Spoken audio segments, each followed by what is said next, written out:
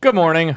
Welcome to a live edition of Fumblegate here on YouTube for January the 16th, 2020. I'm Jason Grefer. That's former Cincinnati Bengal Adam Kieft. We are glad to have you with us here each and every Thursday morning or so. So we appreciate you tuning in and sitting and enjoying some football with us. Obviously, we'll talk about the conference title games. That'll come up towards the back half of the show. We'll give you a breakdown of each of those and our picks. We'll also talk about a very sudden and surprising retirement out of the NFL. If you've been following the news, you know what we're talking about there. But first, we're going to talk about and kind of wrap up the college football season as correctly predicted here on Fumblegate. LSU did take care of business against Clemson to win the national title. Not without some drama in the early goings. Yeah, Clemson, I think, came out fired up early, and I think LSU for really about the first quarter or so, pretty flat. But once they settled in, it was pretty much domination from there. LSU outscoring Clemson over the last 40 minutes of the game, or roughly there, somewhere around that time frame, 35-8 after falling down 17-7 to win the title going away, 42-25. They racked up over 600 yards of offense. Joe Burrow threw for like 440. So it was just another day at the office for the LSU offense. The LSU defense was very strong. Trevor Lawrence did not have a good game by any measure. I think they had it at one point late in the fourth quarter. They showed the statistics, and he had like 13 or 14 overthrows. Yeah, he was not having a great day. No, he just didn't have his best. And so LSU wins the title. There were some shenanigans that happened after the game. We'll talk about that here in a little bit. But a lot of folks are wondering now because the way things ended. You know, LSU's a historic season. Needless to say, they scored like 726 points on the season, which most is points scored all time in college football in a season. Yeah, right. Most ever. A lot of people think that Joe Burrow, and you could say statistically, had the greatest season ever by a quarterback. I think it's hard to argue against it. I know there's people who are going to say the argument's already come up on social media between big time sports guys posting on their social media that that's the greatest season of all time and name me a better quarterback season across the board. And some people bring up the single season from Cam Newton at Auburn. Some people bring up the Vince Young when he was the first one to throw for 3,000 and 1,000, rush for 1,000. 20, the first guy to have 20 passing and 10 rushing, or 20 and 20, more than 20 passing, more than 20 rushing touchdowns. I think it's hard to argue against Joe Burrow and what he did, and obviously winning the national title just adds to it. But the completion percentage at 67, finished just a shade under 67, 77, shade under 77. He was only like 67 for the game. I mean, yeah, he's a shade under 77. He finished at 76 point something. Congrats, Clemson. He held him to his worst completion percentage of the season at like 68%. But then he, the 50, or what did it end up being? 60 touchdowns. 60 passing touchdowns. 60 passing touchdowns. And like 5 rushing. Yeah, and most touchdowns responsible for a quarterback. SEC records broke the SEC records for yards and touchdowns in a season. Obviously, it's hard to argue against Joe Burrow not having the single greatest season, and then it's also hard to argue that this LSU team statistically isn't one of the best teams of all time. Now it's when you get into the best team of all time, it's hard because obviously these teams couldn't play against Nebraska teams of old or the old Miami teams. I think the one that most comes up in comparison wise is the 2001 Miami team. Yeah, and they had all those guys that wound up being stars in the NFL. Yeah, and there's obviously arguments to be made, but if you look at what we can control, because obviously they can't get on the field and play each other, they beat more ranked teams during the season, and then consequently after the postseason rankings. The question was, when they beat the teams that were in the top 10 at the time, didn't end in the top 10, but at the end of the season, they still beat more ranked teams at the end of the season. If you look at who they beat, and this is postseason rankings, they still beat 5 top 10 teams in the postseason rankings. Number 2, Clemson, obviously. Number 4, Georgia. Number 6, Florida. Number 7, Oklahoma. Number 8, Alabama, all finishing in the top 10 after the season. And then, oh, by the way, they also beat number 14, Auburn, and number 25, Texas. Now, maybe there could easily make the argument that Texas should not be in the top 25 in the postseason anyway. But it's really hard to argue against it. I mean, you look statistically, Clemson was the best defense going into excuse me, the national championship game. Giving up like 10.5 points per game.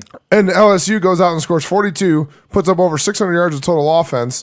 Clemson was allowing 264 yards per game before that. And Clemson goes out and doubles up. They had that at halftime. Yeah, doubles up what they'd already given up for the season. So it's just unbelievable, like statistically, to look at this season and what they accomplished. And like we mentioned before the game, it just felt like a team of destiny. It felt like the team that was destined to win the national title. And really, the first half and the first quarter, you kind of wondered what was going on. 2 3-and-outs to start the game from inside their own 10, but Clemson couldn't really get anything started on those first couple drives. If Clemson scores on those first 2 drives when they held LSU to 3-and-outs, it really could have been a different game and given Clemson a little bit bigger of a jolt. Now, I know they were leading by 10, and they had the game to within 3 in the third quarter, but Clemson really had an opportunity to jump out to a big lead early the way they stopped LSU in the first couple drives. And then after that, credit to LSU's offensive staff. They really, whatever was wrong, they fixed it. And from there on, it was just cruising for them. They just rolled the rest of the game. So it was an awesome game to watch. It was really fun. Now, I wish the NCAA would kick that game off before 8:30 in the evening. Oh, especially God. when you add in, the billion-dollar business of ESPN and the NCAA. They want to maximize their money. They have commercial break after commercial break. At one point in time, about halfway through the first quarter, they had shown more commercials than plays because they just had to go to a commercial break every time on a change of possession and show you 7 commercials. It was after 10:30 at night when he got to halftime. Yeah, I mean, I stayed up and watched the entire thing. It was after midnight by the time the game was over. I don't understand why they can't do like the NFL does, put it on a weekend.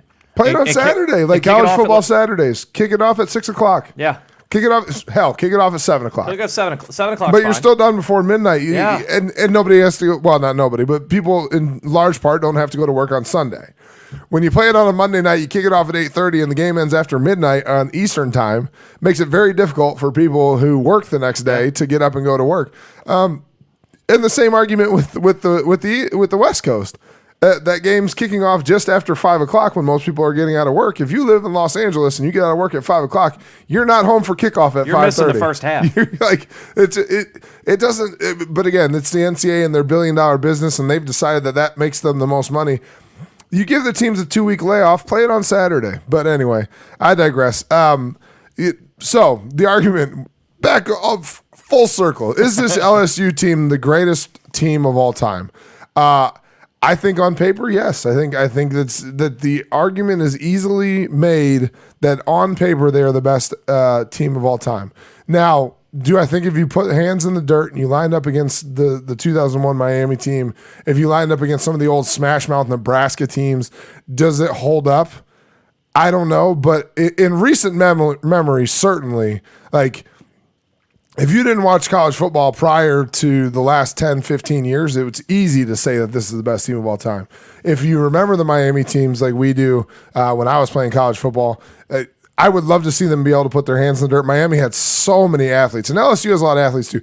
Miami had so many athletes on that team that they could compete athletically. It would really just come down to how the teams played up front, I think, how the lines matched up against each other.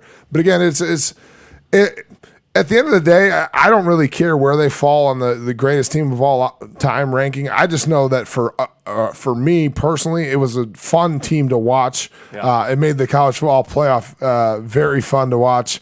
It was one of those things where you didn't have to feel like they were the villain. It wasn't similar to a lot of people kind of have painted Alabama as the villain in the past few years, like, oh, they're always there, and how come they're always in, and we don't want to see Alabama anymore. It didn't have that feeling of like, oh man, I'm so sick of seeing Alabama because it wasn't Alabama, and just the refreshing, Coach Orgeron and his sideline demeanor, Joe Burrow and the season he had. Tigers! Go Tigers! I mean, it just everything about it felt good and fun, and it was unless you're obviously a Clemson fan, I have a hard time believing that most of the country didn't enjoy that game and were fine with seeing LSU win the championship. I think it's the debate if it's the greatest team of all time is hard because of all what we were talking about with the various teams over the years and the decades and what have you. It's the greatest season of all time. I don't think that's hard to argue. Yeah. I mean, but you look at what they did. You rattle off the teams that they beat, and the thing that's even more impressive is you go through some of those numbers. Like Clemson beat them on a neutral field. Georgia beat them on a neutral field. Oklahoma beat them on a neutral field. Alabama on the road. Yeah, Texas on the road. Texas on the road. You know, the only two they beat at home were Florida and Auburn, and so and Clemson. Well, Clemson is essentially a home game, but they didn't get to choose that. That was 80, just because that's where it ended up. Baton Rouge and New Orleans are about 80 miles apart. Yeah. So, I mean, it was basically a home game for LSU in the Superdome. But that's the thing that's impressive too is it's not like you can say, well, they didn't play anybody on the road. They didn't beat anybody away from Death Valley. Yeah. Which, by the way, which one's the real Death Valley now? Does LSU have the right now to claim that their stadium is Death Valley? Do either of them have it trademarked? By the way, I don't think so. No, because they both claim it. Yeah, so yeah. No. I don't. Maybe that should be the race. Does Clemson have to change theirs to like Life Support Valley or something now? I don't know. That is interesting, but I think it's the greatest season of all time. I mean, they're the first team ever to beat all four of the preseason top four teams. Yeah. And they did it by an average of 20 points a game. Yeah. The closest one obviously was Alabama by 5 on the road. But all the other the other three teams that were in the top four, they beat them soundly. As I said, by an average of 20 points per game, they beat the teams that were ranked 1 through 4 to start the season. Yeah. Beat them handily. And you talked about the offense, 726 points. The most of all time. Joe Burrow, more than 5,000 yards, 60 touchdowns. He had the ACC record shattered, even before they got into the playoff. And so, I think it's the greatest season of all time. Like I said, it's a lot of people hold that 2001 Miami team in very high regard, as they should, as one of the greatest of all time. And so, it's tough to say. I mean, we got some people chatting here, telling us about the length of the game and whatnot. Some of those people agreeing with us, saying play it on the weekend. Super Bowl plays on a Sunday, play it on a Saturday. No, at this time of year, there's not a whole lot going on Saturdays, especially because the NFL already has their playoff games on Sundays. The divisional round was on Sundays. Yeah. Put it back on the Saturday. Brian says about a Thursday night 8 p.m. Shut start. Up, Sully. Sully's a bum. The only reason if everybody gets Friday off, because people do take Fridays off. 3-day weekend if you want to, but no, just play it on Saturday. It's college football Saturday. Play it on Saturday. Elder Boy says he got tired of watching Burrow's parents after every single damn play. To be fair, Elder Boy, I'm betting you weren't complaining when Alabama was playing for the title and they were showing AJ McCarron's then girlfriend the entire game. True. That is true. And also Brent Musburger wasn't tired of it either. Yeah, but they didn't start showing, like, towards the end of the game, they did do a few shots of Joe Burrow's parents, and you know what? At least there's the football connection there, because his dad was a coach forever. His dad's been involved in football for 50 years. So it's a good story. Obviously, for those of you who don't know, his dad retired at the beginning of the season. He was the defensive coordinator at Ohio University over here in Athens, Ohio, and retired to be able to watch his son's senior year. He went to every game, did the fan thing, tailgated, and all that kind of stuff. Credit to him for doing that. It's just credit to him for doing that. But they did a few extra shots of his parents. But you know what? If that's the worst thing that came out of that game, then that's not that big of a deal. Elder Boy was a fan of them showing AJ McCarron's girlfriend. Of course he was. I'll just leave it at that. Yeah, it wouldn't be. Why wouldn't you be? But I think the only thing I would change is let's play it on a Saturday night. There's no reason not to do it. Yeah. I mean, and the other thing too is with ESPN having the package, put it back on ABC.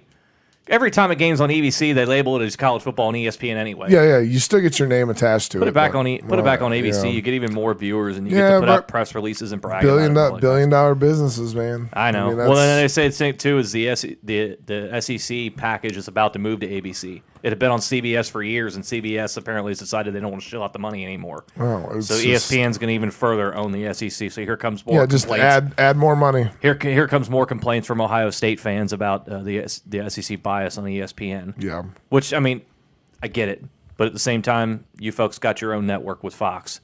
Yeah. So there you go. Yeah, ESPN's not short on cash. They'll be okay. No. So, wow, that's a good transition by you. Speaking of short on cash, apparently Odell Beckham is or isn't short on cash. Not short on cash. Well, he's not short on cash to the point where he can give some away. Well, or fake money, depending on who you talk to. Well, the thing is, apparently people on the field after the game found fake bills. Did they? So if somebody was that's high level thinking. If you're trying to cover it. Yeah, it's like, you know what? Well, if I'm LSU, I'm trying everything I can to try and make sure this gets swept under the rug, because we know the NCAA and their stupid-ass rules are probably just licking their lips waiting to crack down on what this could possibly lead to. But obviously, for those of you who don't know, we're talking about Odell Beckham after the game. Somehow finds his way onto the field during the celebration, whips out a pocket full of cash or fake cash, as the story, depending on who you believe, and just starts giving essentially $500 handshakes to the receiving crew from LSU. Justin Jefferson was the first one. He has since declared he's going to the draft. But right on live television. On live television, on the field, immediately after the game, whips out a pocket full of fake or real cash, depending on who you believe, and starts handing out $500 handshakes. Joe Burrow apparently got a $500 handshake. And then shortly after the moment, LSU began to claim that they were fake bills, to which the players who received them have now retorted and said, "Oh, Joe Burrow the next day." Joe Burrow says, "No, he handed me real cash. I'm not a student athlete anymore. That was real." Yeah, he handed me real cash. So that was the first thing from LSU, was trying to say it was fake money, and then they've since come out and said, we recognize that there was something going on. We're cooperating with the NCAA. Yeah, it was an again, the NCAA reaction. is just licking their lips, waiting to crack down on something, some kind of terrible violation of the NCAA code of ethics. So they're just waiting to dole out some punishment for some cash being handed out by an alumni to some players. Well, I'm a player. I'll go second. What do you think? If indeed it's real, which I think we both believe it was actually real cash, do you find an issue with it? The biggest thing that really the thing I take issue with now is it's made this whole thing now about Odell Beckham and not. Well, to be fair, he wanted that, and if you watch Coach Orgeron's post game speech to the locker room. Even LSU and credit to LSU's media department. They did a phenomenal job with hype videos and everything leading up to it. Yep. LSU's media department, whoever's in charge of that, and especially if you're a student, you deserve a raise. Yep. But even if you watch Coach Orgeron's post-game press conference, he's on not press conference, I'm sorry, speech to the team. He's on the side screen. Oh yeah, y'all did this, like during Coach Orgeron's speech, and I'm like, shut the hell up, dude. Like, I'm happy you're an alumni, and that's awesome that you support these kids. You didn't do shit. Like, stop talking during the head coach's speech. Like, shut your mouth. But anyway, that's the thing that bothers me is that everything that they did now, the majority of the talk is. Outside of the initial reaction, is this the greatest team of all time? Now all we're talking about is Odell Beckham. You want to be on the sideline, you want to support the school that you play for, fine. You can use the word "we," sort of, because you played there. Well, he's an alumni, and I don't know if he's an actual alumni because I don't know if he has a degree, but he played there. He has a connection to the team, and I'm fine with him being around. And if they want to let him in the locker room, that's fine. Yep. If you want to talk to kids individually, but when the head coach is talking, shut your mouth. Like, it's not about you anymore. Like, it's about the kids in that locker room. And if you want to dole out $500 handshakes, I'm fine with that. But anyway, don't make it all about yourself. And then in turn, this becomes more about him because now it's a question of the NCAA whether or not this is an issue. Well, so you have that, and then you have, like Brian says in the chat there, and I think it's actually a good point. that Burrow the next day is like, I don't care anymore. Yeah, it's real money. Yeah. Okay, that's fine. You can say that stuff because he was on one of those Barstool podcast things. Yeah. But the other side of that is you're going to quickly throw out your school under the bus there, potentially get him in trouble there. Yeah. Maybe not. I get his sentiment. He, to be fair, if he was still drunk from the national championship, more power to him. Or puffing the cigar. Yeah, whatever he was doing, he deserves it. Puffing the cigar or wearing the hat that said a phrase Big on it. Dick Joe. Yeah. I like it. Hey, I hope it goes with him. We can have Big Dick Nick and Big Dick Joe. We could talk about them all the time. And that's the other thing is people are searching through his old Twitter feed, and he's already pissing people off in Cincinnati because of an old tweet that said Skyline Chili. He has Skyline a number. sucks. For those of you guys who don't know, Cincinnati is famous for the Cincinnati style chili. Chili on spaghetti. Yeah, chili on spaghetti and chili on hot dogs, or conies as they call them in Michigan. They could call them that here. Well, they call them that here, but for those of you from Michigan, you'll remember the Coney Island type restaurants. But anyway, he used to play here in Columbus, and obviously there's Skyline Chili's in Columbus, and he is not a fan of Skyline Chili, which is the preferred Cincinnati style chili in Cincinnati. Most people prefer that over Gold Star. So he has a number of tweets or social media posts about Skyline being trash, and he even one of them even says, "I know I'm going to piss people in Cincinnati off, but I don't like Skyline chili," and so people are already upset. So this is where you bite your tongue, Brian Sullivan. This is where FGP Cop said in our group chat that the Gold Star is another one. Gold Star chili, they're a good distance away behind Skyline. Yeah, but second most popular. But they should be putting a marketing plan, an endorsement plan together for him. And Gold Star actually is the official chili of the Cincinnati Bengals. Skyline has the Reds. Gold Star has the Bengals. So it'll be interesting to see, and we'll do our draft previews a long way ahead. If he ends up here, then we'll be interested to see how that works. He also shared a picture with us of an old Carson Palmer ad doing a thing for John Morrell hot dogs, where slowly and he's got a giant sausage right on his chin. But you know what? Go get your money, Carson. Well, Dan chimed in the chat. Gold Star is trash. I agree with you for the most part, except for Gold Star's chili cheese fries are the best chili cheese fries. Well, the thing of is, all too, of the Cincinnati chili parlors. There's called Gold Star now. It's no longer Gold Star chili. They've dropped that because they're branching out. But they bought Tom and Chi, which is another restaurant. I'm still not going to Gold Star for a hamburger. No, but I eat salads, and my kids like the chili. They also have chicken fingers, which is big when you have kids. Gold Star has chicken fingers. That's a real which deal. Is huge. But anyway, back to the original story. Hormel chili all day. Hormel chili. He must be a Michigan guy. Probably likes Brian Kelly and Notre Dame too. But anyway, so do you have any issue with Odell Beckham handing out cash to players?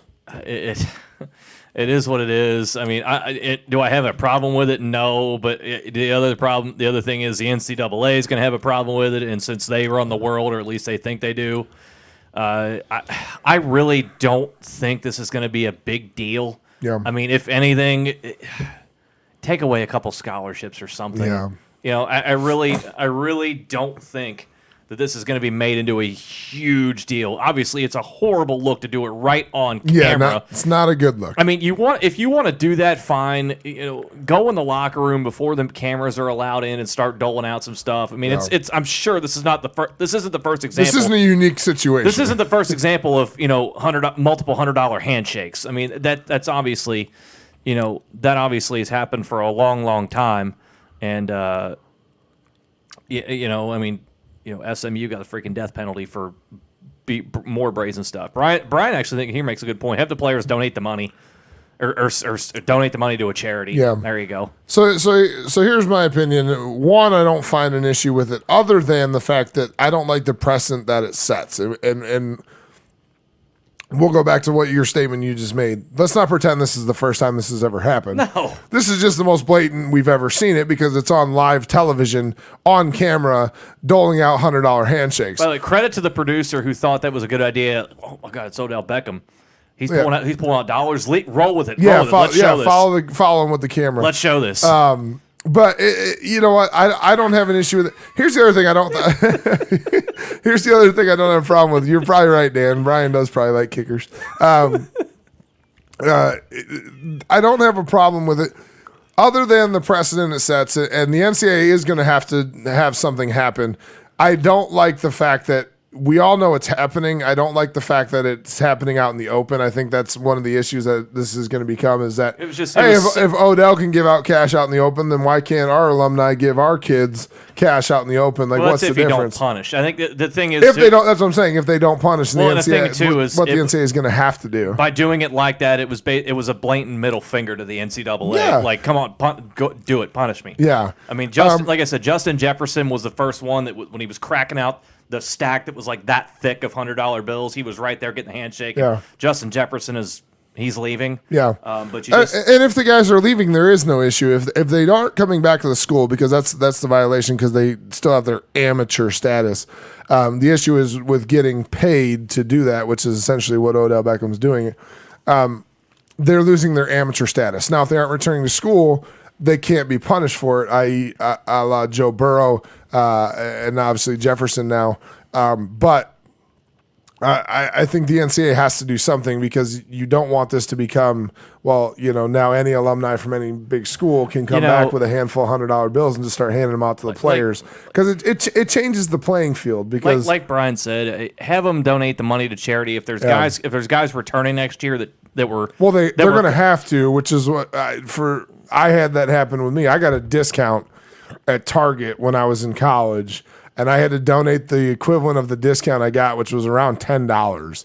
I had to donate the $10 equivalent to a charity, to the Salvation Army is what I chose. But they're going to have to, otherwise they'll lose their eligibility for it. Well, I mean, do that and then suspend them for like the first game next year. I don't think you need to suspend them. Well, I mean, do it. I don't know LSU schedule. Schedule them or suspend them for the game against like random directional school for the blind. So suspend them against week 11 when we all know the SEC plays no one, when they play the Citadel or the Coast Guard or something. I think it's being blown out of proportion because it's Odell Beckham, and like I said, that's the only thing that bothers me is that now that's the main thing that's being talked about. Well, it's about him, and exactly. He tried to make it about him, and he that's the thing. It sucks. Credit to Odell Beckham, because he's a salesman and he's an NFL guy. But it's like you said, at some point, let it be about the kids, not about you. What did he do to help them win the title? He did nothing. Exactly. He gave him Beats by Dre headphones. There you go. Which other people said. Other people have brought the point. I think if anything, that's just as big a deal as him giving him cash. Yeah, that's gonna be interesting too, because I guess it happened last year with Ohio State. I forget who the player was, but did the same thing with Ohio State last year. That's the only thing that gets me too is that you see all these players, all these teams when they go to different bowls and whatnot, that they're given all these swag bags. Yeah. But those aren't violations, or they're allowed to go to, for example, because I saw this, the Belk Bowl with Kentucky and Virginia Tech. Both those teams were allowed to go to a Belk store near Charlotte and go on a shopping spree. Yeah. How is that? Because I guess the NCAA is controlling it. Because that's a sponsor. That's not a violation. LeBron, that's right. You're right, Brian. They're allowed to do that. They're allowed to just go take whatever they want from a store like that, from a department store like that. I mean, that's okay. That's not a violation. It's the NCAA. They play by their own rules, and we all know, they rule with an iron fist and whatever. Violations are the ones that they want to pay attention to. Well, that's what I'm saying. How is that not a violation when the kids are allowed to go to department stores? Well, because there is a limit. They have to go. They can only go. Okay, bowl gifts can be up to $500. Okay, that's fine. But okay, so that's considered a gift then. The headphones aren't considered a gift. The handshakes aren't considered a gift. Well, I'm assuming they are. Like Brian said in the chat, that makes no sense. LeBron does it for the kids every year at Ohio State. And Jimmy James getting on you. Kirk Cousins needs to return to Michigan State and hand out some singles after they beat Central next year. Well, we know he's a budget guy. I don't know if he's still driving the old conversion van, but we know Kirk Cousins is a. I think we're talking about Jimmy driving the conversion van. No, Kirk Cousins does, or used to. Anyway, back to guys who are not on the field. Let's move on. Turns like Luke Kuechly is not going to be on the field next year for the Panthers. At the age of 28, Luke Kuechly decides to hang it up. Yeah. Going to call it a career. 8 seasons in the NFL, 7 Pro Bowls, Defensive Rookie of the Year, followed up by the Defensive Player of the Year in his second season. We know Elder Boy in the chat. He's a big fan. He's a local Cincinnati guy. He went to St. X. Not quite Elder, but, it's interesting, and we've seen it a little more recently. Young players deciding to hang it up. Yep. Where does Luke Kuechly fall into all this? What do you think about the announcement from Luke? First of all, that video was tough to watch. Yeah, That you could clearly tell it felt like he had a lot of football in him, but he's also had a lot of concussion issues. yeah, he's had a lot of head injuries, Multiple concussions, and he's only missed 7 games. So a lot of guys, you'll see a lot of guys when they get a concussion, they're out for weeks. He's only missed 7 games, and I'm not saying that those other guys aren't as tough as him, because they certainly are to play the game as violently as it's played nowadays. Yeah. But he's consistently been able to get back on the field. That video that was released on the Panthers social media page, and it was his video. Luke made the video. Go to their page and watch it. It is very, very emotional, and it's hard. I don't know the guy, and obviously the only time I've ever seen him is on television watching him play, and you get emotional watching it because you can tell he still feels like he has a lot left in the tank. But what he also said was, the way the game's being played, as fast and as hard and as physical as the game is nowadays, he does not feel like he can do it at that level anymore. Yeah. And so I say good for him for recognizing that. Good for him for understanding there is life after football. And like you said, we're seeing a lot more guys. We're seeing some guys retire early. Obviously, Gronk last year. You had Calvin Johnson, Patrick Willis a few years ago. Andrew Luck. Chris Borland, who played 1 year with the 49ers and then said, I don't want to do this anymore. Got a lot guy being more cognizant of the fact that there is life after football. They're gonna live for a lot longer after football than they will playing football or being in the game of football. It's tough. Like you said, he was all-world guy. I would have no problem at all. In fact, I think he should be in the Hall of Fame at some point. I wouldn't say first ballot because it's hard to argue against it if you look at if you want to look at accomplishments. Well, like you said, he was rookie of the year, defensive player of the year, back-to-back years. Yeah. The only other guy to do that was Lawrence Taylor. Oh yeah. Oh, by the way, Lawrence Taylor, he doesn't suck. The only other guy to 7 do Pro that. Bowls in 8 seasons, and by the way, 5 times first team All Pro. Like that. If you spread that out over a 15-season career, you're going to be in the Hall of Fame. So the fact that it's shortened to only 8 seasons, it's hard to argue against him being in the Hall of Fame, even with only 8 seasons played. You heard opposing players would say, while they were on the field against him, everybody gets lined up before the play starts, and he's calling out probably 40% of what they're going to do. Yeah. When just based on formations, and obviously you're going to run different things off the same formation just to keep it more complex. But it said 40% of the time he knew exactly where plays were going. He knew exactly what they were going to do. I think Michael Thomas, all-world receiver for the Saints, said we always had to spend extra time prepping when we played Carolina because we knew he was on the other side and he knew what we were going to do. Yeah. And good for him for understanding and having the mindset of the big picture and not being one of those guys who thinks, I can do this for forever. And you can relate to this to a certain extent. You obviously went through the grind of the NFL life, and you can understand, you can relate somewhat to him. I would imagine that, having to leave the game when you probably felt you still had more to give. Now, obviously, it's a different scenario. I don't believe you had the concussion issues that he did. But I think I would like to think that you can relate somewhat to what he's feeling in that sense that I really know I still have a lot of football left in me, and it's just not going to be there anymore. Yeah, I think, and that's one of the things that's hardest when you watch the video is that just listening to him talk that he could do it. It's just not something that he feels he can continue to do, particularly at a high level. You can see the decision pains him, but he's making the best decision for him. And like you mentioned, there's more life after football than there is during football. And it's something that I'm sure he's taken into consideration. And if you look at the head injuries and what's come out of that in recent years with the NFL basically taking culpability for not giving enough information in the past about head injuries, and now the more information that comes out, the more you have to start to question as a player, how much is worth it and how many concussions is worth it. He's obviously made enough money for his family to be okay for the rest of their lives. But how much of it is worth it, and how much putting your body through is worth it. And again, you see the other players who've done the same thing at similar ages: Gronkowski and Luck and Doug Baldwin, Cam Chancellor, Calvin Johnson, Patrick Willis, Jake Locker, Chris Borland. Like, you look at the number of players who've done similar things in recent years, and maybe it goes back to what Beast Mode said. Take care of your body, take care of your bread, take care of your chicken. Take your mentals, your physicals, and your chicken. Which is your money. Which is your money, but. Maybe that's guys are looking into that more and more, and with the amount of money that guys in the NFL are making nowadays, you can make a lot of money to set yourself up for life within the first couple of years, and particularly with your second contract. Like Luke Kuechly got his second contract, he got paid a bunch of money. He was the best linebacker in the NFL.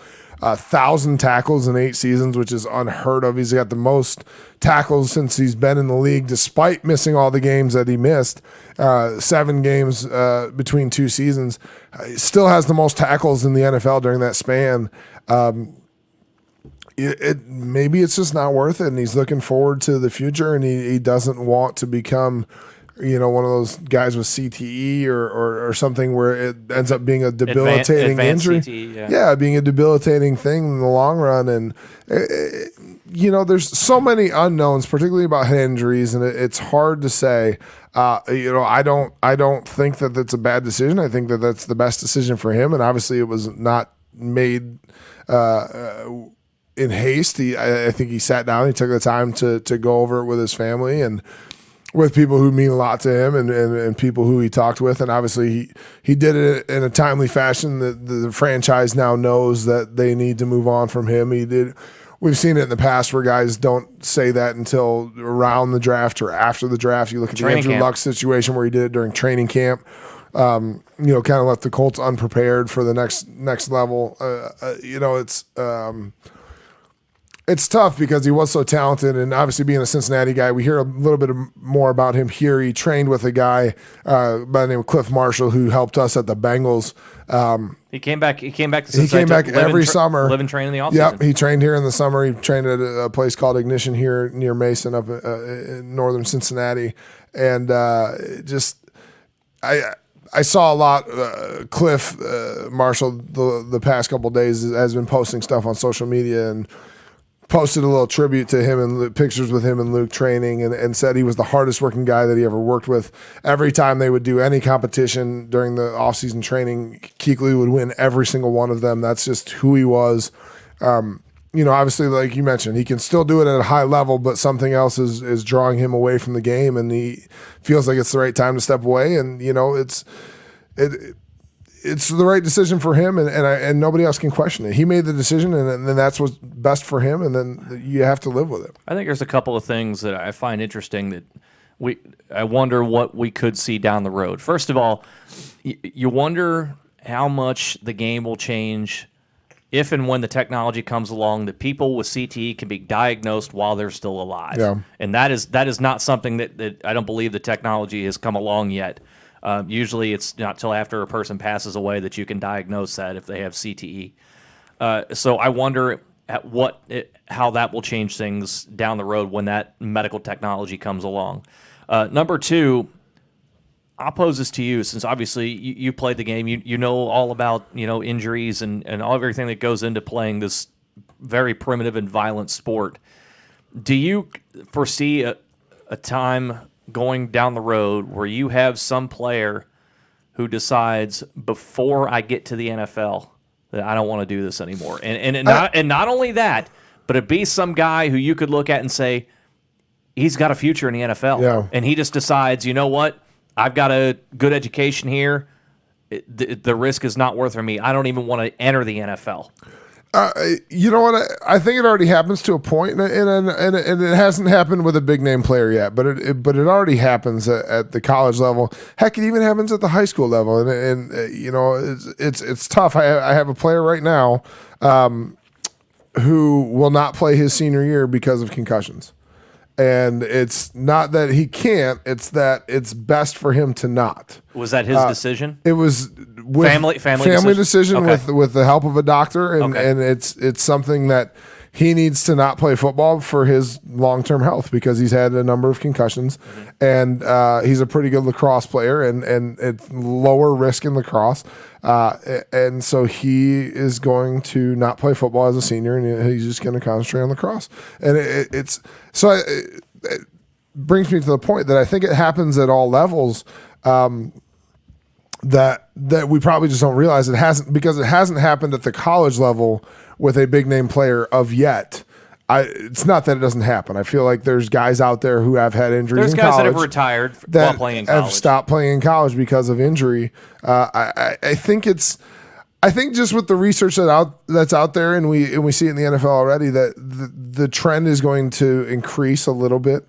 You know, a guy like Gronkowski and Andrew Luck and Kuechly, I think with the amount of money, particularly in the NFL, that players are making in short periods of time, they don't feel the need to continue to play to make more money because they don't need to. And I think that weighs on their decision. Like, again, all of those guys are set for life financially. They don't need to continue to put their body through it. There's always going to be both sides of the coin. There's always going to be players who play until they can't do it anymore, and then there's going to be players who could still do it and just decide that they no longer want to. And it's tough to see both sides. It's tough to see people deteriorate, and it's tough to see people no longer be able to do it. You know, veterans that are talented and just have to walk away because they can't do it. And it's tough to see young guys who still can do it, you know, just decide that they don't want to or need to anymore. So I don't know. I think it just is all kind of getting amplified because of the media and media coverage of it, and people can see it more readily. And obviously the big name players that have done it of late. I think that's the thing too, is that you've had over the last several years, and you rattled off some of the names a minute ago, big name guys who have decided this isn't worth it anymore. Kuechly, Gronkowski, Andrew Luck, a few years ago, Calvin Johnson, Patrick Willis. Yeah. And no disrespect, extremely talented guys. No disrespect to the other guys, but these are all guys who are at the elite of the elite. Yeah, Pro Bowl players, and Super Bowl champion, and Rob Gronkowski. And I just wonder at some point if that's going to trickle down to lower level guys. Like I said, you got a young man on that plays for your high school team that you coach has decided to give up football, but to the college ranks who has just decided, you know what? If Andrew Luck says this is too violent for me, too violent, then it's okay for me to say this is too violent. Yeah. If Rob Gronkowski says I can't do this anymore, you know what? I think it's okay for me to say that too. I think that's the other thing too, is that having several of these big name guys say and retire, and their message basically saying this: I can't do this anymore. I want to live a long and as healthy of a life as I can, and if I keep doing it like this and playing like this, that's not going to happen. Yeah.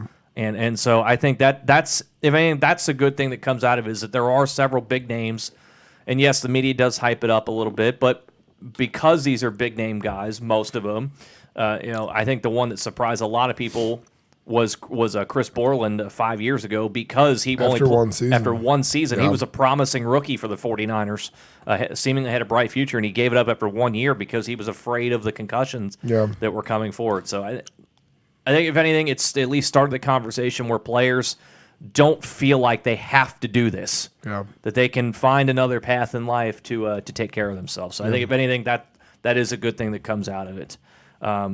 Do you think Luke Kuechly's a Hall of Famer, by the way? I do. Okay. I think he's not. I think you take 8 seasons, 7 Pro Bowls, 5 times All-Pro, Defensive Player of the Year, Defensive Rookie of the Year. You stack that.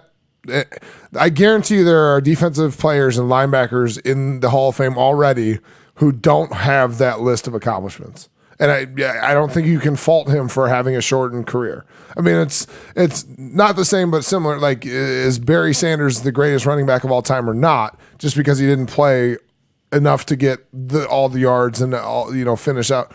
You stack up that resume, take out the number of years played and stack up that resume, and there's guys in the Hall of Fame. I guarantee you there are players in the Hall of Fame who don't have that same resume. So you could say Barry Sanders, Jim Brown's the same way. He only played nine who's years. The greatest running back of all time? It's probably one of those two.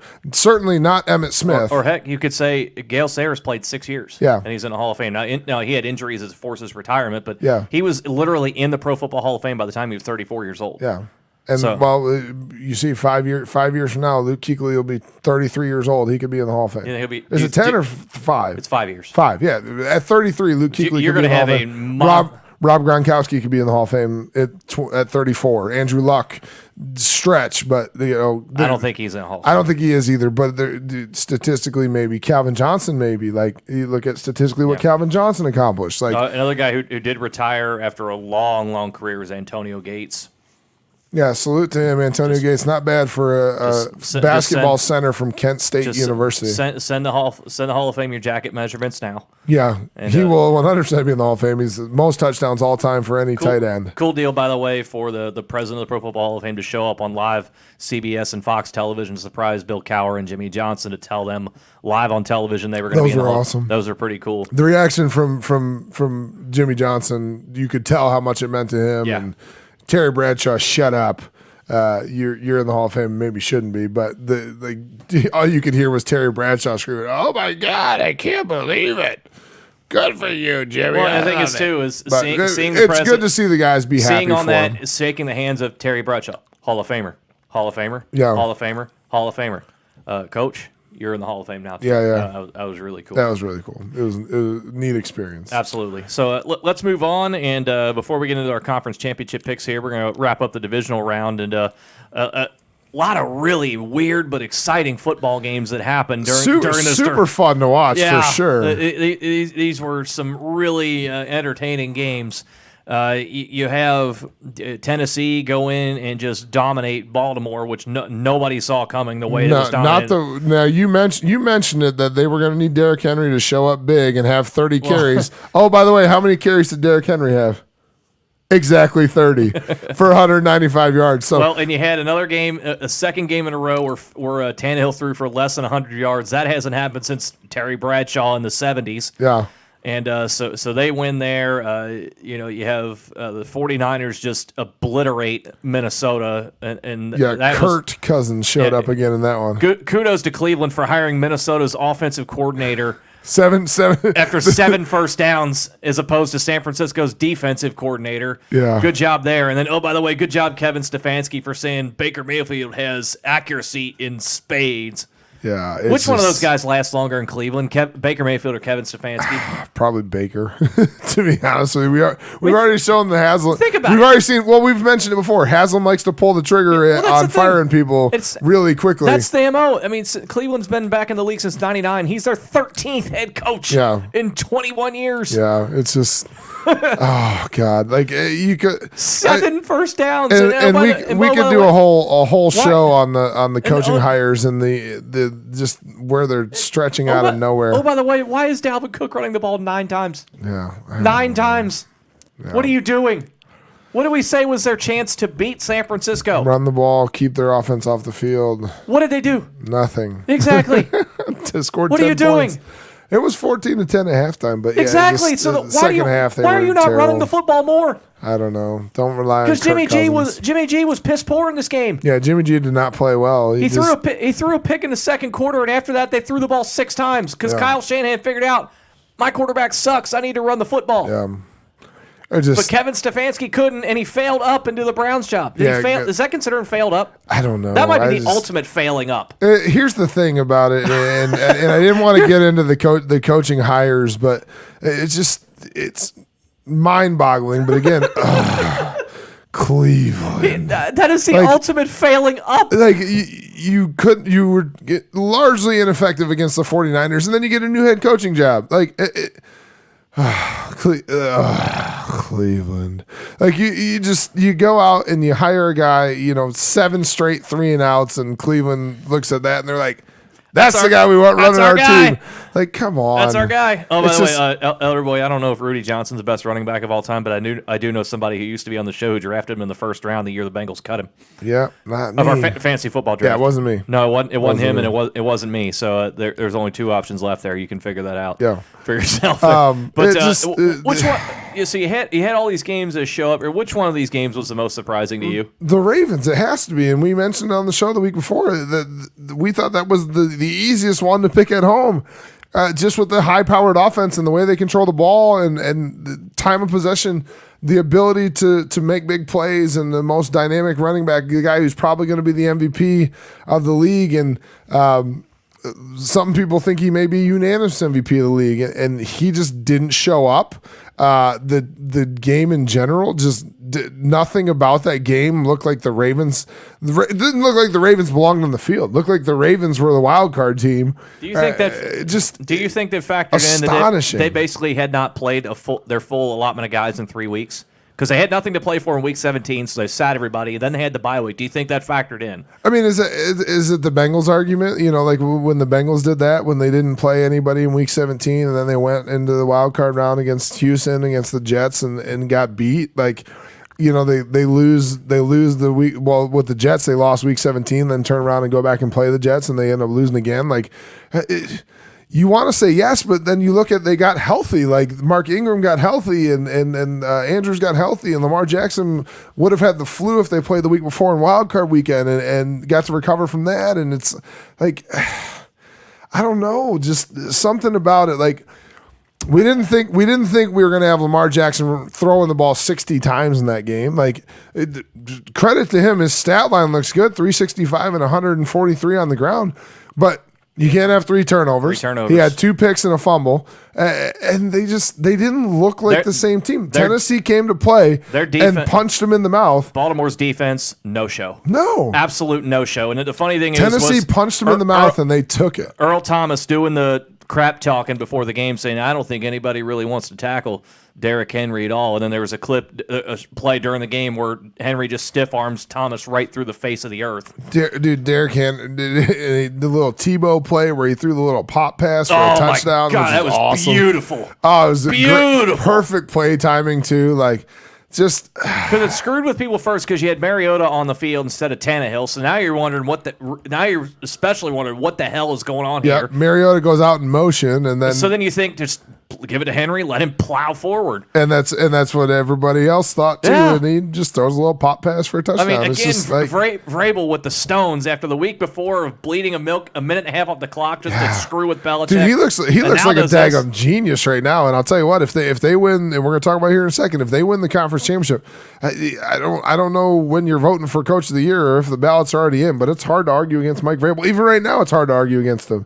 If you look at what he did when he put Tannehill in, took Mariota out, put Tannehill in. Since he put Tannehill in, you could argue they're the best team in the NFL. And Tannehill is not the one who's like leading them to victory. He's not the one going out there throwing for 400 yards a game. But something changed when he became the starting quarterback. They became a much more efficient team. I guess they're now 9-3 since he became the starting quarterback. 9-3. And they beat the defending Super Bowl champions. And oh, by the way, they just beat the number 1 seed in the NFL, who everybody agrees is probably going to have the NFL. And they smacked them.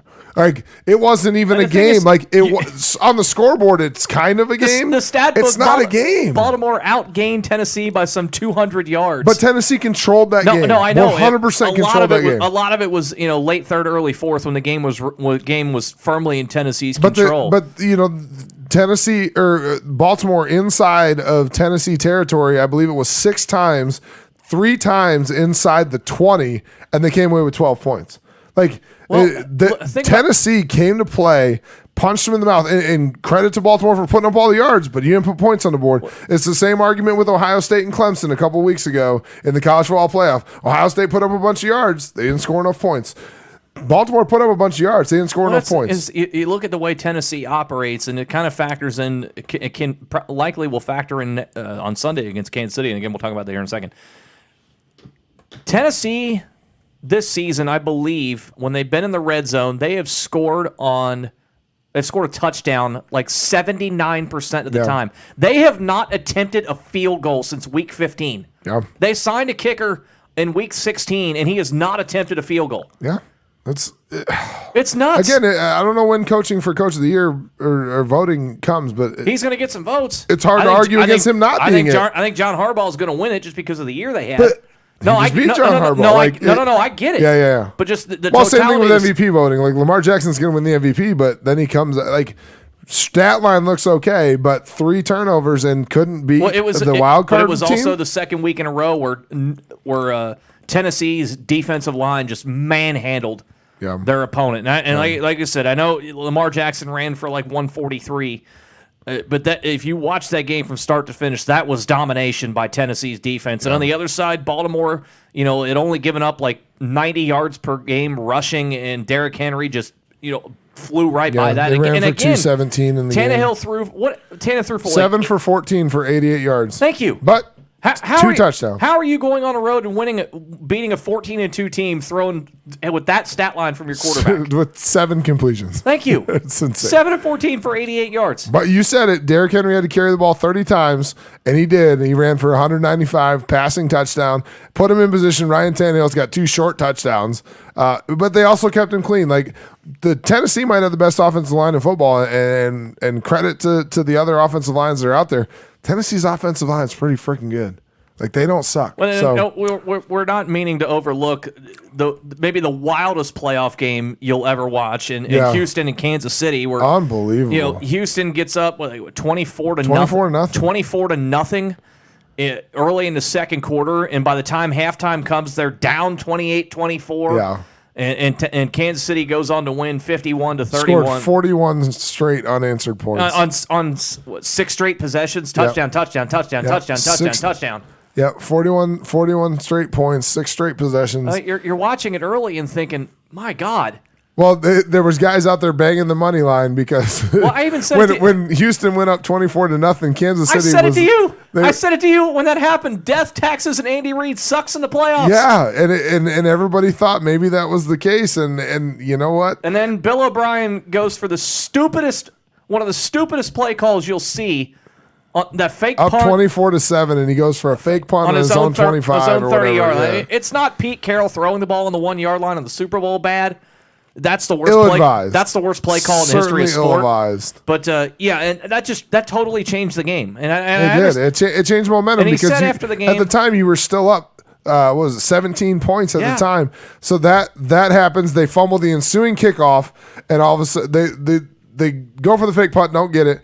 Kansas City scores. The ensuing kickoff, they fumble it. Kansas City scores again, and all of a sudden it's 21-24. Like starts the colossal meltdown that was the Houston Texans. In Houston radio people call him Billy Blunder for reasons like that. There was no reason to do it in that situation. Up 17, punt the ball away. To give one of the best offenses in the league a short field, and all of a sudden they figured out we can score on these guys. Yeah, and your defense was playing well. I mean, 24-7. You're playing well early. You get the block punt return for a touchdown by Kentucky Wildcat Lonnie Johnson, and there was no need to do it. And at that point the floodgates opened, and they had no clue. They couldn't stop the bleeding. After that, they were just hemorrhaging, and they couldn't stop the bleeding. And credit to Kansas City, they came out and they smacked them in the mouth. After that, again, the fake punt turned the tides. Scored 28 points in the second quarter, and from there, essentially the route was on. It got out of hand, and there was nothing Houston could do to stop the bleeding. Credit to my boy Big Fish getting the celebration, the Bud Light, Budweiser, Stone Cold celebration. He was proud of that. Stone Cold retweeted it, and it went viral, and Budweiser reached out to the fan. Turns out the fan took a buddy of his tickets. It wasn't even his seats. The guy who lost his beer, he was there. His buddy sold him sold him his tickets because he wasn't planning on going. Yeah. He ends up in the front row. He ends up with beer sitting in front of him. Eric Fisher. Quite possibly the greatest touchdown celebration of all time. Definitely the best touchdown celebration for a lineman of all time. Well, there was one for Indianapolis a year or two ago where he caught the ball for a touchdown, then they licked the keg stand. The keg stand, yeah. Which was good, but it didn't involve actual beer. This would involve actual beer. Yeah. And Fisher, Big Fish, Central Michigan guy, by the way. Of course. I've known him for a few years. Awesome celebration. Budweiser reached out to to Big Fish, reached out to the fan. Eric reached out to the fan. Sounds like that fan's going to be well taken care of. I would imagine he will be in a similar spot this weekend. And a lot of beer. There might not be his tickets, but he will be in a similar spot. A lot of beer. And he will have plenty of beer in front of him. But sounds like Budweiser is going to make sure he has plenty of beer at home. Awesome celebration. That was, I believe, that was the seventh of the sixth of the six touchdowns in a row. That was the one to make it 41. It was awesome, and credit to them. Again, that game in the first quarter looked like Kansas City was doing everything wrong. In the second quarter, Houston was doing everything wrong, and then from there they just couldn't stop it. It was unbelievable. And you talked about it. You thought, hey, it's Andy Reid. Well, guess what? Andy Reid's got his conference championship on the line this week, and we know how his record in conference championships. They're the first game on Sunday. Tennessee at Kansas City. Can Andy Reid get over the hump? Now, I know we got he has the one conference championship win with the Eagles. Correct. Donovan McNabb, the one where Terrell Owens came back from the broken leg to play in the Super Bowl. Can he get over the hump again in the AFC, get back to the Super Bowl with the Chiefs? Real quick story before we get to that here. Oh, he's got a quick story. I had a good transition. He's going to stop. I know because it involves beer. Did you see the story online of U.S. troops having to go to Iceland? American troops having to go to Iceland for some training exercise. They went to the capital of Iceland, Reykjavik. They drank the city's entire supply of beer. Yep, they had to go out and get beer. They ran out of beer. They literally ran the capital of a country dry on beer. That's awesome. I figured you would take some American pride in that. Yeah, that was. I did see that. That was awesome. I forgot about it, but good transition. I like that. I had to get in because I knew you would appreciate it. I love it. So Andy Reid's record in the championship games, by the way, he's 1-5 in championship games. His only win coming over the Falcons in 2004, the NFC Championship with the Eagles again. Lost last year's AFC Championship to the Patriots in a game that some question whether or not the Patriots should have won that game. Kansas City, questionable calls late. Can he get over the hump in the AFC and beat the Titans this week? And you hate to make it about the coach because it's about the players, but Andy Reid has not been great in conference championship games. No, he hasn't. It's I'm not necessarily making it about Andy Reid. It's just I'm looking at the other side again, and it's just again, can you? Are we gonna? Can Tennessee do it for a third week in a row? Because right now, I don't think. The formula for Tennessee is not going to change at this point. Well, we know they're not going to rely on Tannehill. No, but he's been playing well, but if Tannehill's chucking the ball 40 times a game, they're not in a good spot. I wouldn't even argue that Tannehill's playing well right now. He's doing what I said they had to do at the onset of the playoffs and went to New England. Don't lose it, and he's not doing it. He's being a game manager. Now, part of it is because they're not giving him the football. They're not giving him the opportunities to lose it. Yeah. But I think Kansas City this time is going to have enough to get by Tennessee. Yeah. The way their offense runs and the way especially that Patrick Mahomes can buy time, because let's face it, Tennessee at this point, they're going to get pressure on the quarterback. Yeah. We saw him do it last week against Lamar Jackson. 4 sacks against Lamar Jackson. Exactly, and as good as he is, and as evasive and as elusive as he is, creating extra time or taking off himself, they were able to get pressure on him and keep him in check throughout most of the game. As we said, the statistics for Lamar Jackson are what they are, but a lot of those were in de facto garbage time when Tennessee was in control. So they're going to get pressure on Mahomes, but his ability to create extra time. Well, you saw what he did in the game last week against Houston. There was a couple plays, one of the touchdowns to Kelsey, where he's scrambling around and then kind of throws it back across his body to Kelsey there on the goal line. Yeah, credit to what Lamar Jackson can do. I still feel like Mahomes is a little bit better of a playmaker, particularly with his arm on the run. Lamar Jackson cannot make plays on the run with his arm. He can run away from guys. Not yet. But he hasn't figured out those no-look passes across his body and the stuff that Lamar Jackson can do with his arm on the run are not the same as what Patrick Mahomes can do. And I think that's what makes Patrick Mahomes tougher to game plan for, and what makes this offense tougher to game plan for. Yeah, breakdowns are different. Because you have an idea if Jackson gets out of the pocket, odds are he's going to take off and run. He's running with it. So you're going after him. Whereas Mahomes, you have to hesitate because we've seen he throws the ball at impossible angles. He'll throw the jump pass. He'll throw it as he's going out of bounds. He'll throw it as he's dragging his back foot to stay behind the line of scrimmage, so it's not an illegal forward pass. I think that's what makes it tougher for him to game plan for. Tennessee is going to stay in this game the entire way because it's just their style of play. They're good enough defensively to do it. As I said at the beginning of the playoffs, defense and running the ball will win you playoff games, and it's won them 2 games so far. But I think in this instance, the Chiefs' offense is going to be a little too much for Tennessee to keep up with. I don't even think Kansas City is going to get to 30 points in this game because of the way Tennessee plays. We saw it against Baltimore, and I think they'll do something similar. They played a lot of soft zone, keep everything in front of you. If Baltimore is going to get down the field, they're going to do it in small plays, and they're going to take time off the clock. Yeah. And that's therefore limits your possessions. I think Tennessee is going to do something similar to that, something in that vein. Obviously, you're not going to do the same thing 2 weeks in a row like Anthony Lynn did last year in the playoffs when he decided to play 7 DBs against the Patriots after doing it a week before. Yeah, where'd that get you, didn't dummy? work out well for you. No, it didn't.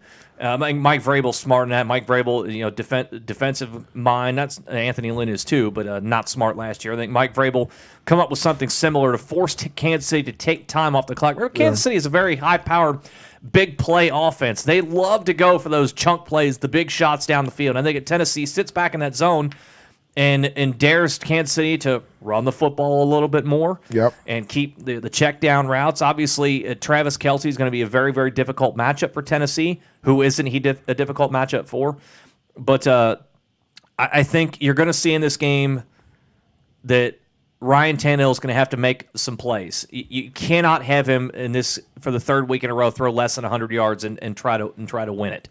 And for those reasons, I think Kansas City is going to have enough.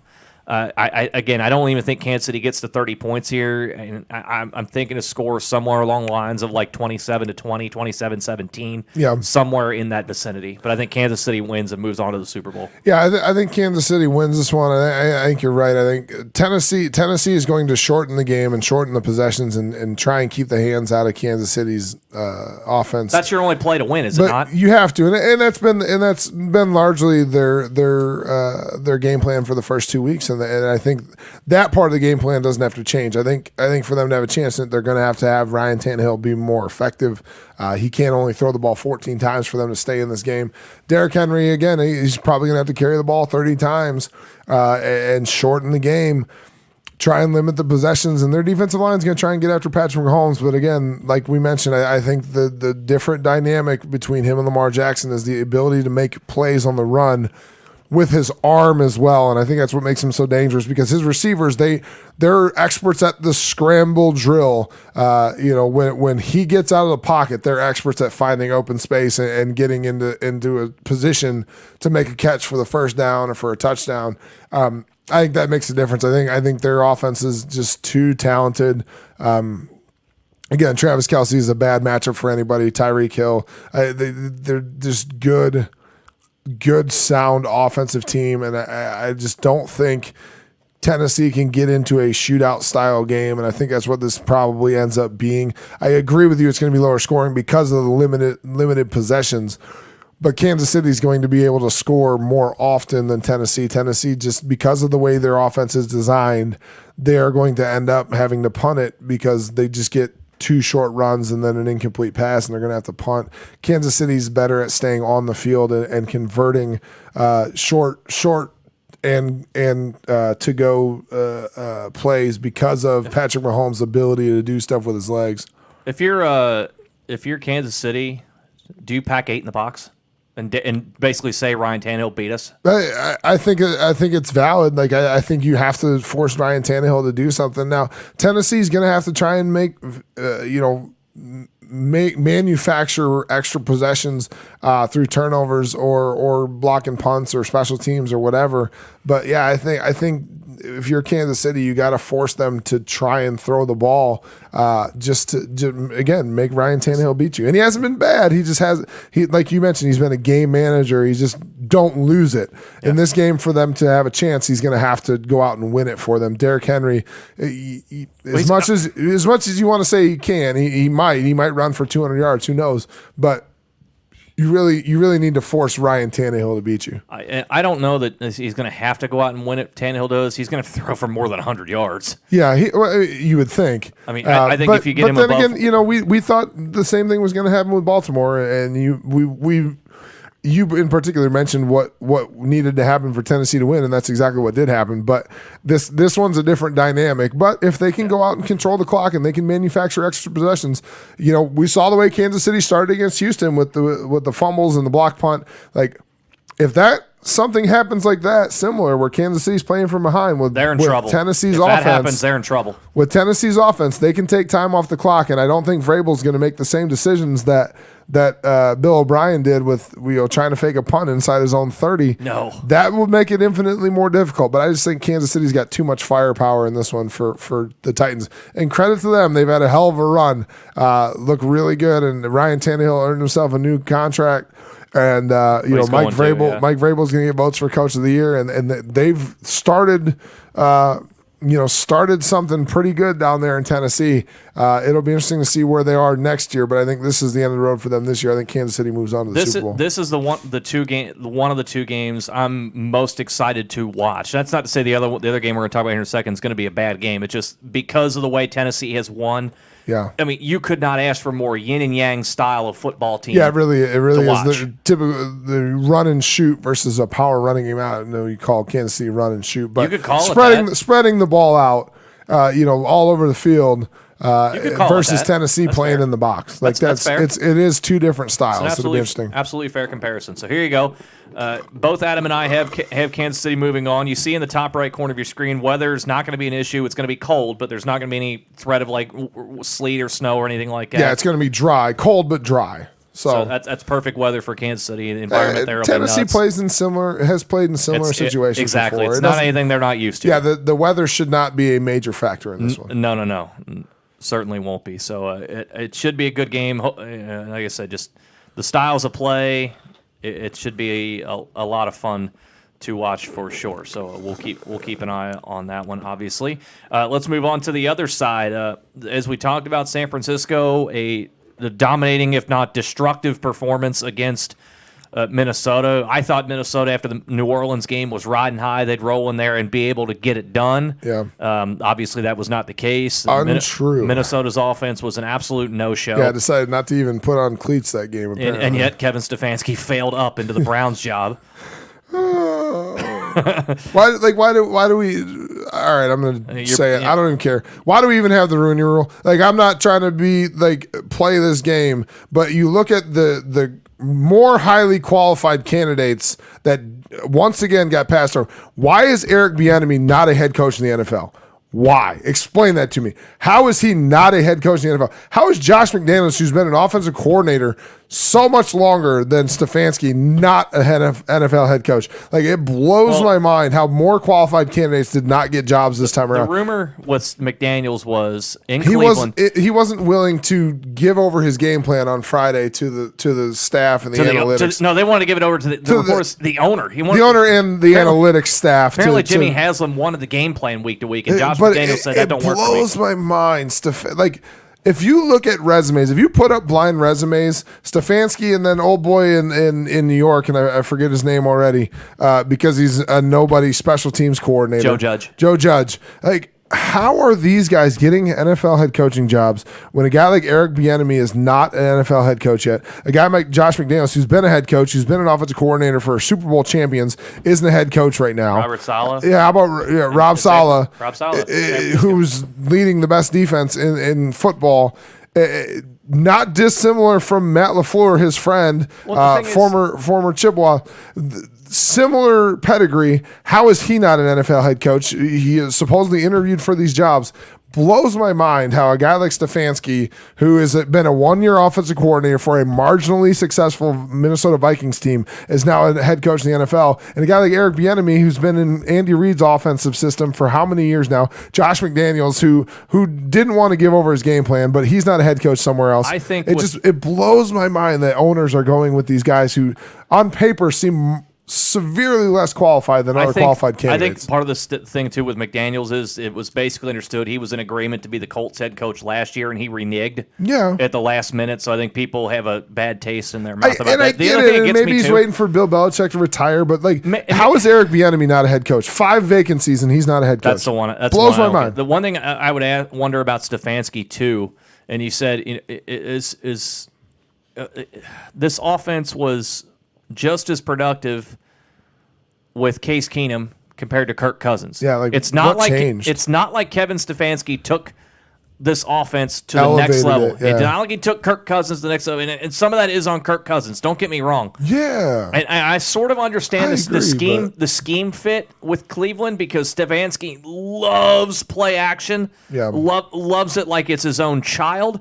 And in theory, it can work in Cleveland because you have Mayfield, you have Nick Chubb there. You likely will still have Landry and Beckham, although it's come get me, and that whole load of garbage. But the thing that sucks about with Eric Bieniemy not getting a job, one of the things that sucks about it is that he's basically been given no credit for what Kansas City has done because it's all on Andy Reid. Andy Reid's offense, and he's got the Waffle House menu full of plays, which great tweet by whoever put that out. After they were down 24-0, somebody put a picture of Andy Reid's play sheet, looking at his play sheet, and then the other side was the Waffle House menu, and they said, "Oh, that's what went wrong." But anyway, the fact that Eric Bieniemy gets no credit, but again, how much credit does Joe Judge get for his success with the Patriots? I don't know. You know what I mean? I hate to play that game, but he was also their wide receivers coach, and outside of Julian Edelman, name me one of their wide receivers. Yeah, you can't. It's just it blows my mind. But whatever. Because best of luck to those guys. Because he's in the Belichick coaching tree, and Matthew Slater is a hell of a special teams player. But again, the only successful head coach in the Bill Belichick coaching tree is Mike Vrabel. That's the only guy. So you could argue Bill O'Brien, but yes. But again, he doesn't have a winning record overall. The only guy with a winning record is Mike Vrabel. I get what you're saying. Anyway. No, I get Head coach is the side. 2 teams that don't need a head coach anytime soon. No. The Green Bay Packers and the 49ers. Matt LaFleur, Kyle Shanahan facing off in this one. We have, again, I'll mention it again because it comes up. Rob Saleh, Matt LaFleur, former roommates and coaches at Central Michigan facing off against each other. Matt LaFleur's offense with Aaron Rodgers against Rob Saleh, the number 1 defense in the NFL this year. Who you got? San Francisco. I do too. Because of the way that they dominated last week, that defensive line, they're so good. They have proven, San Francisco has, that if you have a defensive line, you're going to be one of the best teams in the league. Yeah, they're nasty. Well, and we saw it a few years ago with LA when they went to the Super Bowl. Yep. That defensive line was the best defensive line in football. Where'd it take them? And they went to the Super Bowl. Yep. And I think this is similar here. Defense, the old adage, defense wins championships. Well, San Francisco's offense doesn't suck, but their defense is elite. Well, and that's the other thing, too. Elite. We are finding out, too, as things go along in this new era of football, the spread offense, high speed, big chunks down the field, all that kind of stuff. You look at these teams that are down to the nitty-gritty, maybe outside of Kansas City, they can all defend, and they can all run the football. Yep. And you looked at the top 4 passing teams in the league, maybe the top 6 passing teams in the league, none of them made the playoffs. And all the ones that were top 4, top 5 in rushing, they're all in the playoffs. Yeah. So it's funny how that works out, that we're in this new era of spread offense football. But it's back to running game and defense. Exactly. And that's what it comes down to. And I think also Kyle Shanahan figured out, George Kittle's banged up. He's got an ankle injury, a little banged up. But I think Kyle Shanahan figured out last week, too, against Minnesota, I'm not letting Jimmy G lose this. Yeah. Because Jimmy G, up until they took the ball away from him, was awful last week. Yeah. He stunk. And the defense had to save his ass. Yep. And I think it's a similar type of thing here where you pound the rock because you've got get the ball out of Jimmy G's hands. You have 2 really good running backs. You've got receivers that are good enough off the play action when you have to throw it. George Kittle is going to play. Now, will he be 100%? Who knows? How effective will he be? Who knows? Yeah. But that threat of him on the field will be there all along. And also, too, what it does, when you have an offense that can run the ball, run play action off of it, 12 and Green is sitting on the bench. Yeah. And when Aaron Rodgers isn't on the field, he can't score points. They had to grind one out against Seattle. They got up big, and Seattle nearly came back and won it. And so I think keeping him off the field is also a big part of that. So I love what I'm seeing with the San Francisco defense. I love. They're just so good. Giving up 10 points per game, like that's astonishing. I love Richard Sherman and the smack talking after the game. Everybody doubts me. I'm a coverage corner. I'm not he was in zone. No, I'm not a coverage corner. I was man to man. Interception when Adam Thielen basically quit on the route. Yep. He beat him to the spot. He basically ran the route for Thielen. Thielen didn't run to the catch either, so that's beside the fact. But yeah, he didn't really make an effort for it. But nevertheless, Sherman was right there, man for man, and got it. So I like Frisco here. I'm not surprised the number's at 7.5 and bigger than Kansas. It's a bigger number than people would suspect. It's bigger than Kansas City over Tennessee by half point, but it's bigger. But it's bigger, and you know what? I feel like this one will be closer than the Kansas City Tennessee game. The thing that worries me the most about San Francisco is Jimmy G ready to take the next step, because Jimmy G hasn't shown that he can take the next step in big games, and to his default, he hasn't been in them. But it seems like when the pressure's on, particularly look at the Atlanta game when he played horribly and they lose to an Atlanta team that ended up at 5-11 or whatever it was. They got to 7-9, but still at the time they were like 4-9, and you lost them at home. Yeah, and it's just that those games when the pressure's on, it makes me worried. And we know Aaron Rodgers has been in those games; he's been in those situations. Green Bay played well last week, and it's just like, it worries me a little bit about Jimmy G and how he can control that offense. And like you mentioned, Kyle Shanahan's got to keep the ball out of his hands. He just has to go out there and not lose it for them, because I think their run game is phenomenal. This one would not surprise me if Green Bay goes to San Francisco and wins this one. No, it would not surprise me nearly as much as Tennessee going to Kansas City to win. I'm not going to be surprised if Tennessee wins. I think Kansas I'm not City surprised if Tennessee wins either, Yeah. but I would be less shocked if Sure. the Packers go on the road and win Sure. at San Francisco than the other way around, or than Tennessee going to Kansas City. But this one, I think it's San Francisco's game. I think they are the better team. Their defense is dominant again, but the number 12 on the other side doesn't suck, and he's got a Super Bowl championship, and he knows how to win big games. And I think that does play in a factor in this game, because Jimmy G hasn't been involved in those games before. And if this one's a close game, which I think it probably will be for a majority of the time, I give the edge to Aaron Rodgers, and I know their defense is going to get after him.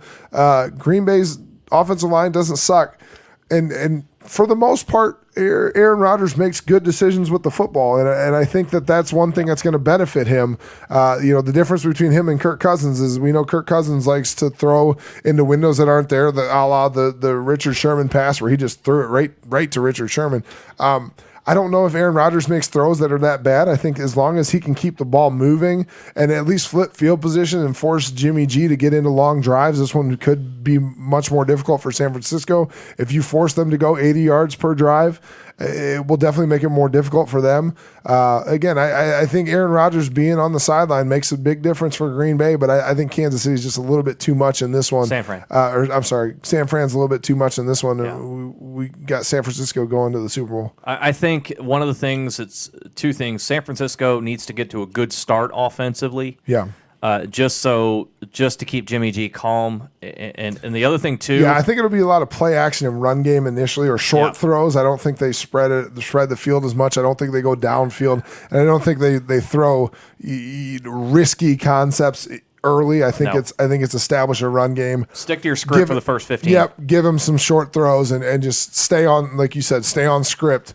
And then start to expand it as you get rolling a little bit. I think one of the things, too, that you can't do if you're San Francisco is you can't fall behind by double digits early. No. And the reason why I say that, outside of the Jimmy G thing, Aaron Rodgers is very, very good at bleeding the clock. Yeah. And for an offense, it's one of the best that you'll see for an offense that is as pass reliant as Green Bay is, and they should be, because you've got a Hall of Famer throwing the ball.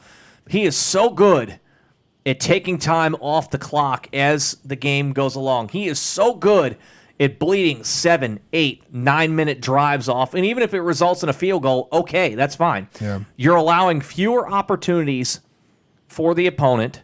You're allowing, in this case, fewer opportunities for Jimmy Garoppolo to try to rally the troops. And I think that's a thing it's going to watch out for, especially if Green Bay leads something, for example, like 21-10 at halftime. Yeah. That's trouble for San Francisco in the second half because Rodgers is so good at sitting on a lead for an offense that is predicated on throwing the football. Aaron Jones has been really good running the ball for Green Bay. They finally have some semblance of a run. Yeah. Especially given the fact that their one receiving threat really is Devontae Adams, and that's it.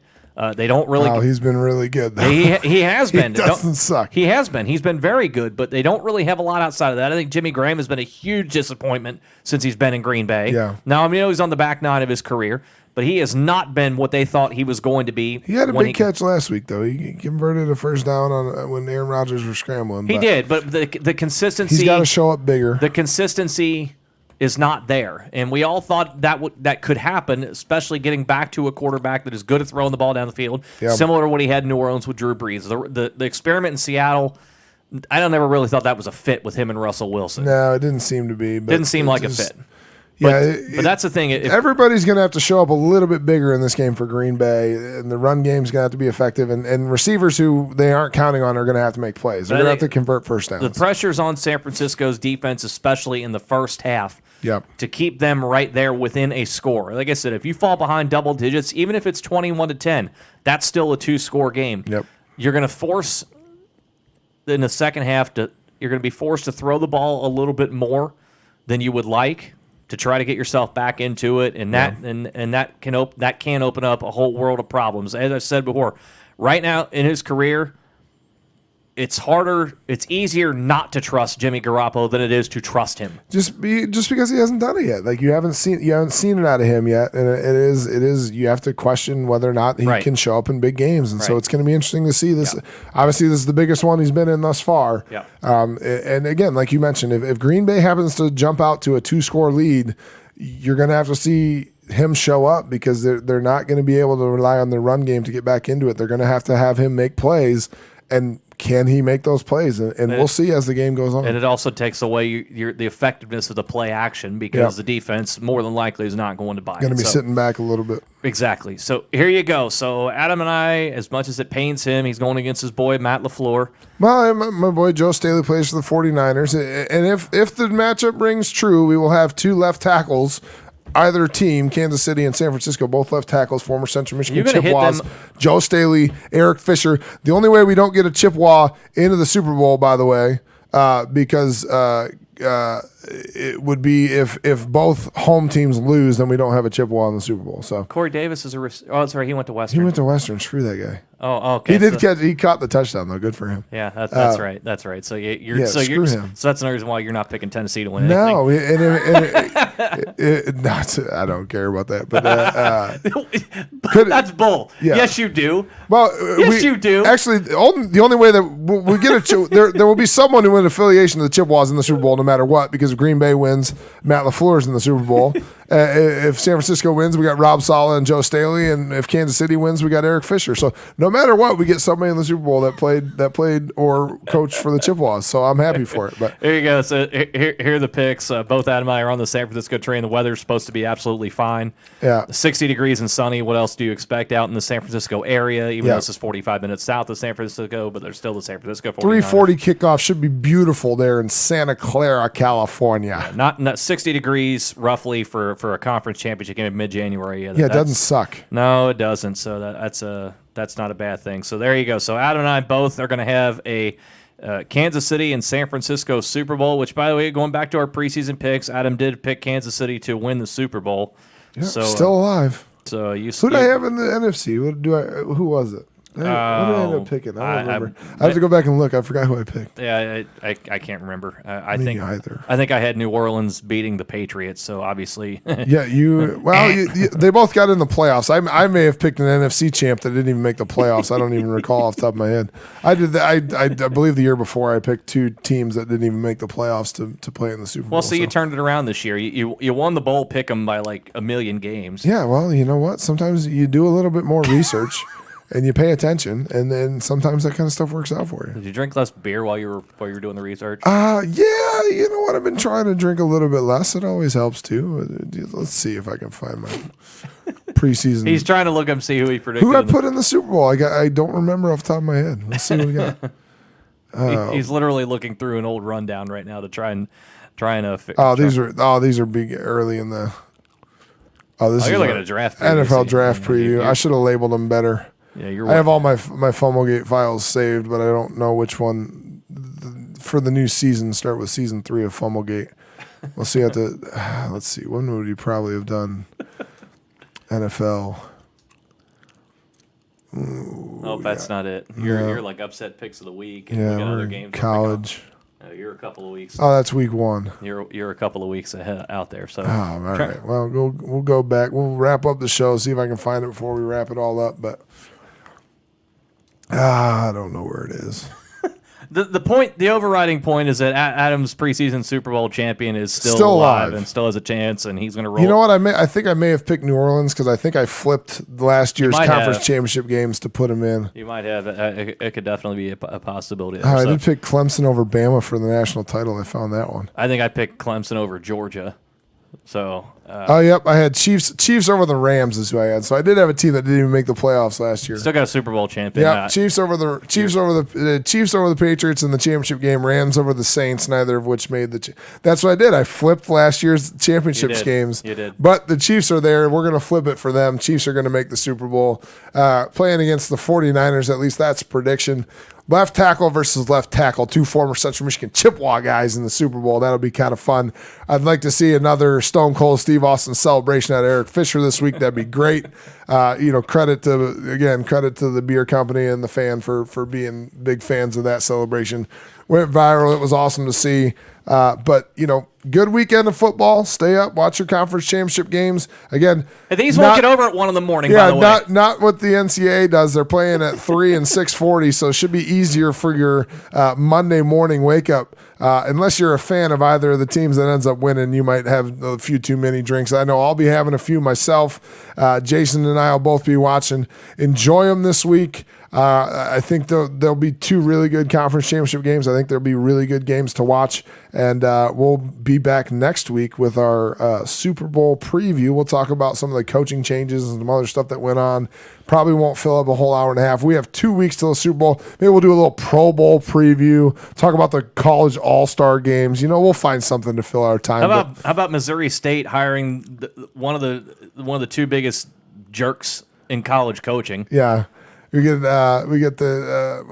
Missouri State's 2 finalists. Missouri State FCS school. Their 2 finalists for head coaching jobs were Art Briles and Bobby Petrino. Yeah, if you want to talk about 2 dummies, and they ended up hiring Art Briles, but Petrino. They hired Bobby Petrino. Bobby Petrino, which will have to keep him off motorcycles with his mistress. But just. Can't believe those were your 2 final coaching candidates. Yeah, but I guess it shows that winning football means something. Yeah, Bears players at Missouri State get in the transfer portal now. Yeah. And petition that you should be able to leave without having to sit out a year. They shouldn't. That's why they put the rule in place. So hopefully rather than play for that turd or the other turd they were possibly hiring or the school that thinks that 2 turds are worth being head coaches. Yeah, you just hope that they have another plan in the wings in 2 years when it blows up in their face. Yeah. And I hope it does. And I hope it does too. And I hope those players get out now. Like those guys are shitty people and they shouldn't be around. But Absolutely. That's beside the point. Absolutely. So anyway. Missouri State players get out. Missouri State fans get out. Yeah.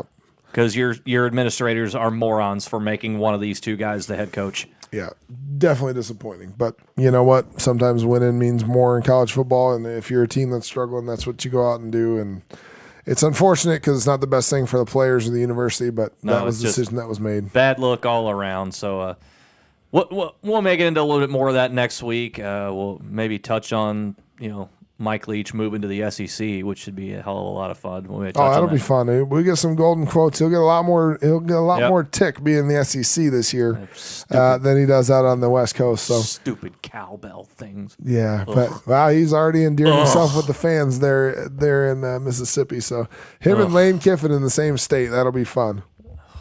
That's going to be something. And the recruiting war will be fun. And we will have a show next week that'll be quite something for you as well. So thanks for watching. We'll see you next week here on Fumblegate.